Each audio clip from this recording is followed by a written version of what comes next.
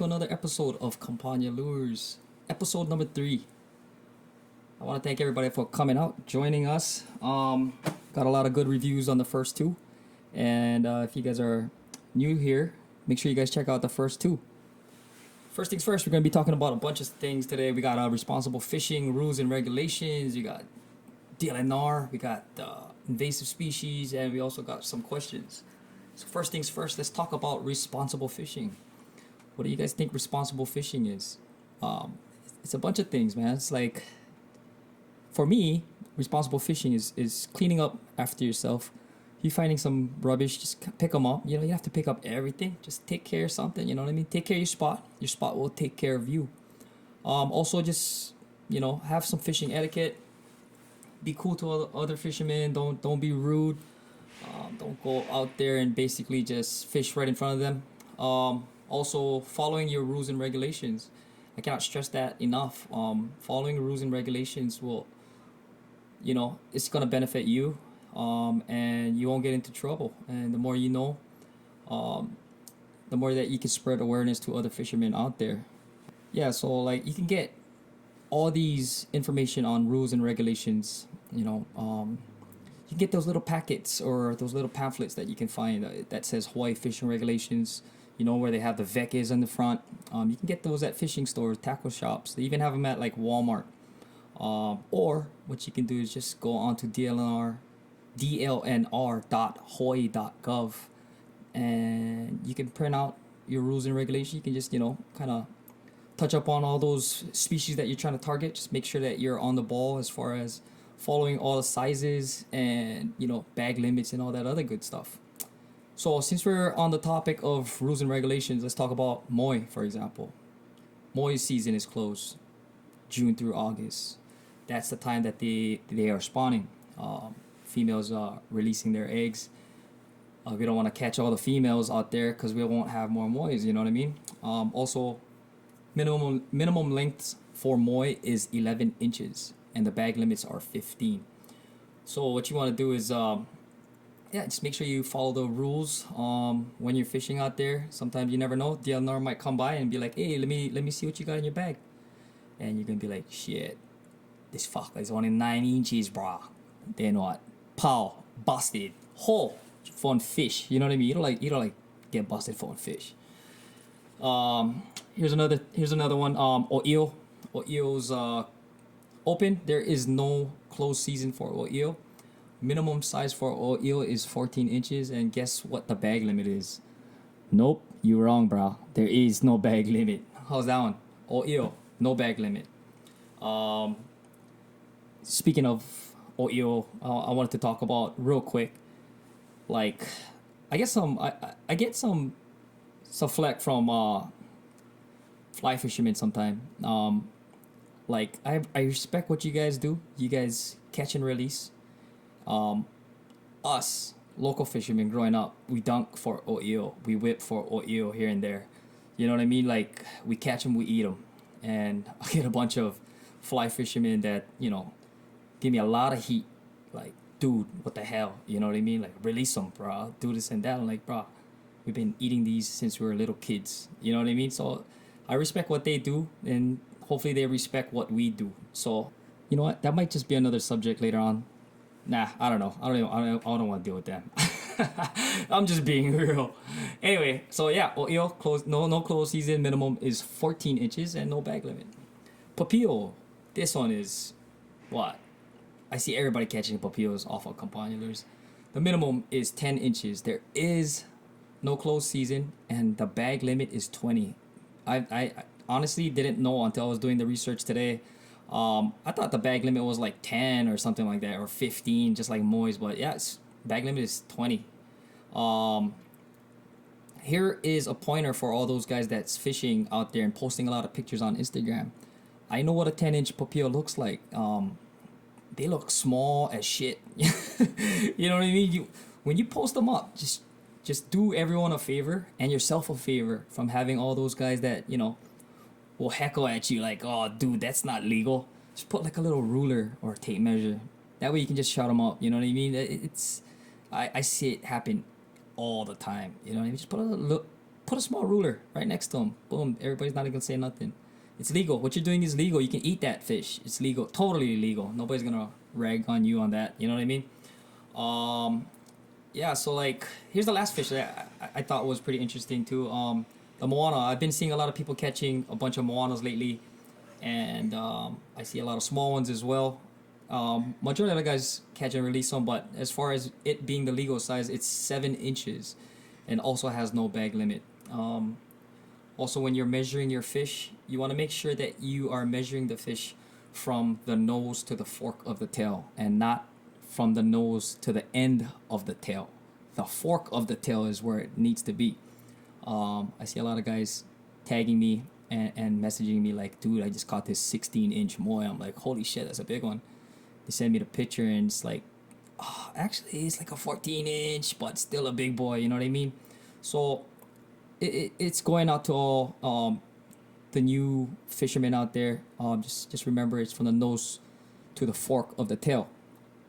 Got it? Alright, okay dogs. Okay, we're moving on. We're gonna be talking about the invasive species right now. So, what is an invasive species? Basically, fish that was introduced here and is not native to Hawaii or our reefs. Here's 3 of them. First one is the roy. Basically, is a peacock grouper. Was introduced in the 1956 from French Polynesia, believe it or not.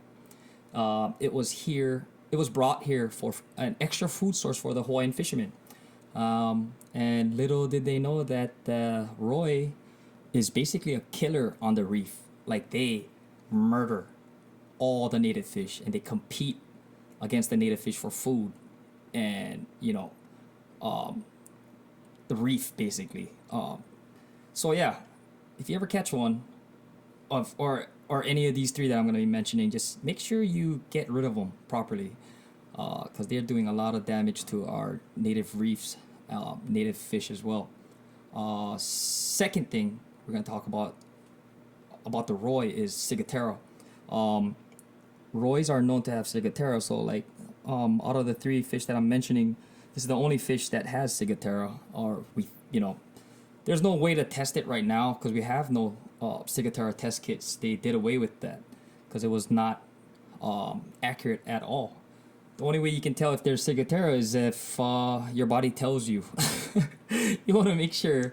I don't want to take the chance. You know what I mean? I've never tried roy. I know that it's probably a good tasting fish, but I would not try it.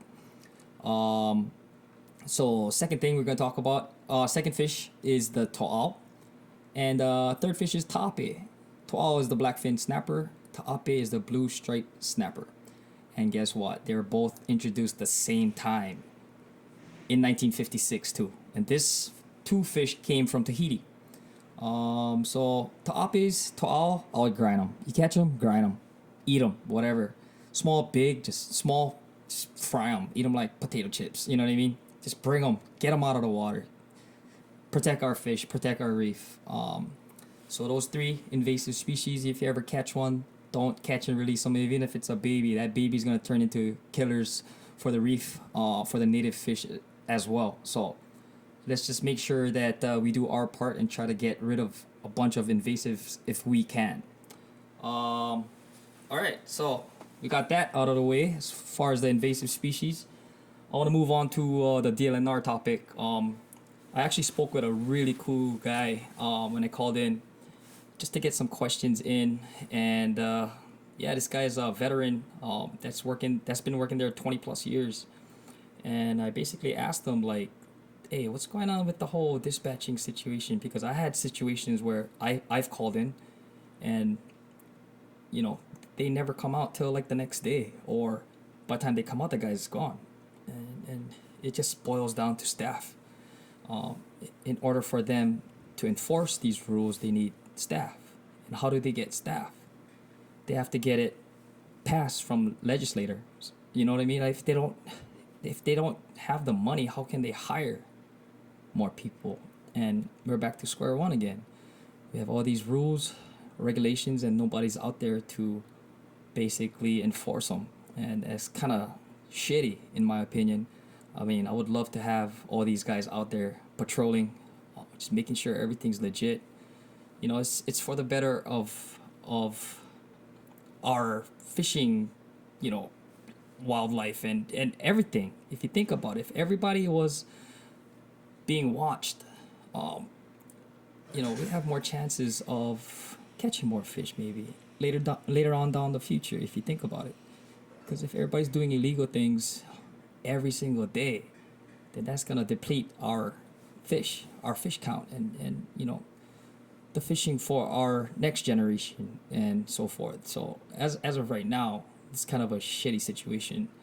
Um, I hope one day that, you know, they can basically get more funding, so we can get more guys out there. I know that there's more serious things out there, like more cops. We need more cops, definitely. But once the fish is gone, they're gone. You know what I mean? We can't just replenish. Once we take everything, it's all gone. So it's something that, you know, the state has to think about, honestly. And it's only gonna get worse, if it's not. You know, there's more people fishing now. The population is getting bigger and all, and there's no spots to fish anymore. If you think about it, everybody's just gonna keep pounding.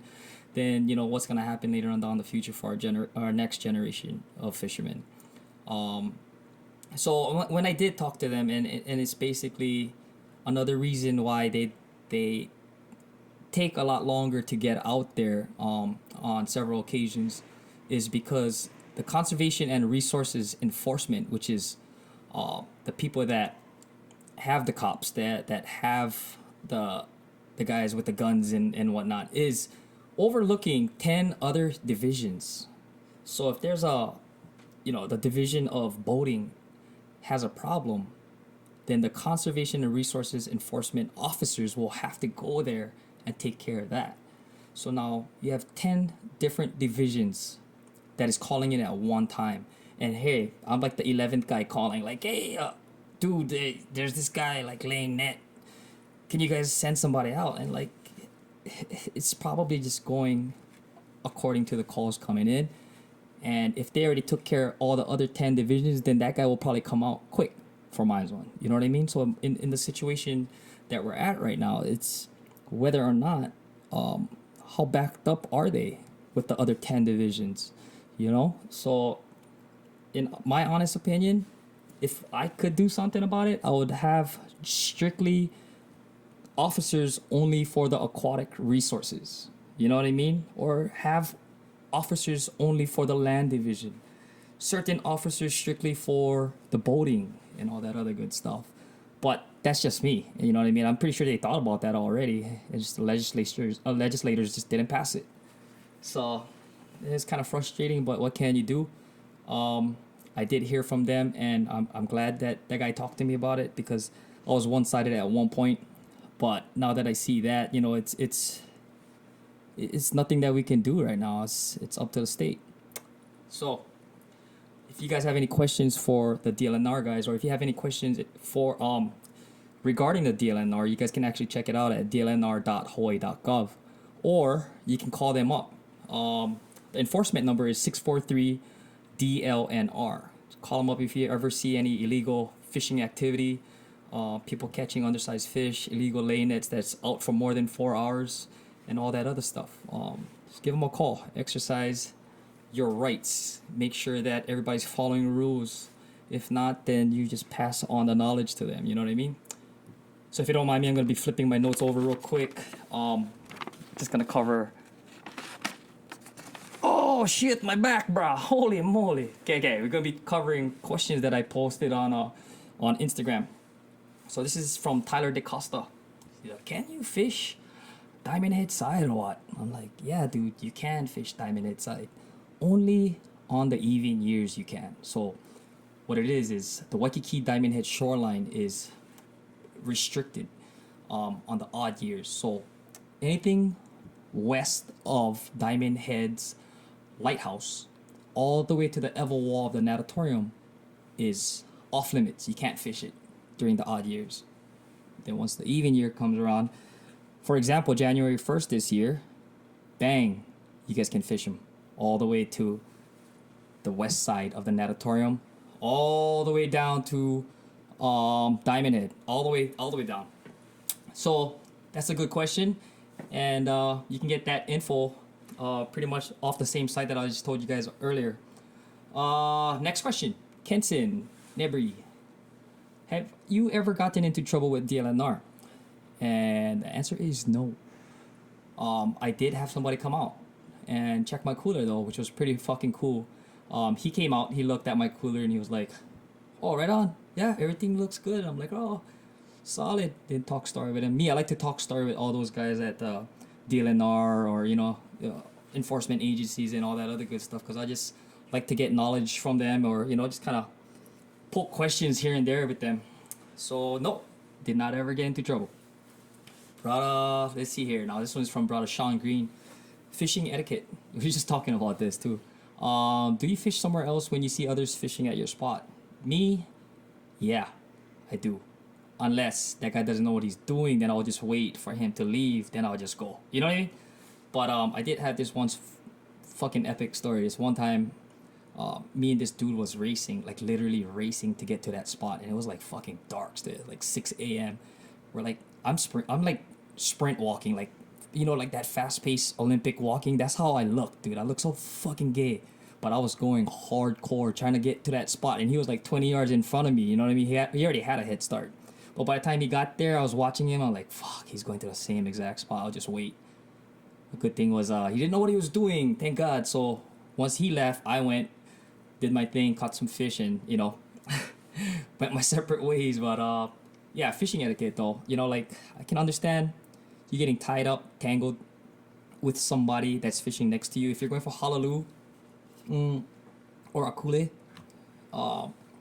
yeah, that stuff happens, But if you're fishing on an empty beach and this dude right next to you is crossing your line, that's when you're gonna have a fucking problem, Fishing etiquette, dude. You got that whole beach to the left of you. Go all the way down there, you ass. But you know what I mean? Like, it's certain things like that. You have fishing etiquette. Just use your common sense. Some guys don't have it, but majority of the best thing you can do is just tell them straight, like, dude, I'm fishing here, man. Can you go that side? And if they say no, then it's not even worth it. I'll be like, shoots, I can go that side then. Don't cross my line, okay? And if he crosses my line the opposite side, I don't know what I'm gonna do, bro. I'm called DLNR. Anyway, brother Sean, thanks for that question. Appreciate you guys listening in. Like I said earlier, check us out, CampaniaLures.com. We have all of our fishing lures on there. I'd like to thank you guys once again for listening in. Also, if you guys not following us on Instagram, we're on Instagram and Facebook, Campania Lures. CAMPANIA Lures. I want to thank you guys one more time. Appreciate you guys, and yeah, catch you guys for episode number 4. Here,